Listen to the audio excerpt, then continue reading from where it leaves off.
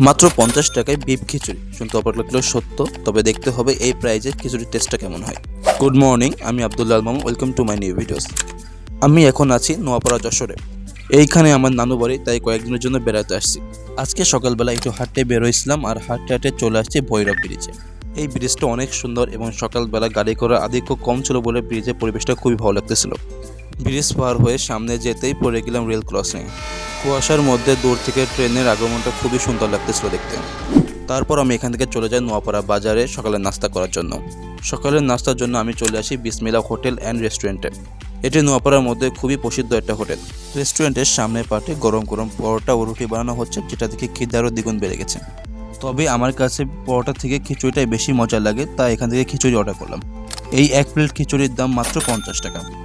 খিচুড়িটা দেওয়ার পর বুঝতে পারলাম এটা আসলে বিফ খিচুড়ি। তখন একটু অবাক হয়ে যে এত কম প্রাইসে কীভাবে বিফ খিচুড়ি পাওয়া যায়। তবে খিচুড়ির টেস্টটা খুবই মজার। আমার খাওয়া এই প্রাইজের বেস্ট খিচুড়ি এইটা। একদম মাখো মাখো খিচুড়ি, খুবই মজার। আপনারা কে কে এই খিচুড়িটা ট্রাই করছেন এবং আপনার কাছে কেমন লাগে তো অবশ্যই কমেন্ট করে জানাবেন। ভিডিওটা ভালো লাগলে অবশ্যই লাইক, কমেন্ট এবং শেয়ার করবেন এবং পেজটা অবশ্যই ফলো করবেন। দেখা হবে অন্য কোনো ভিডিওতে। সেই পর্যন্ত সবাই ভালো থাকবেন। ধন্যবাদ।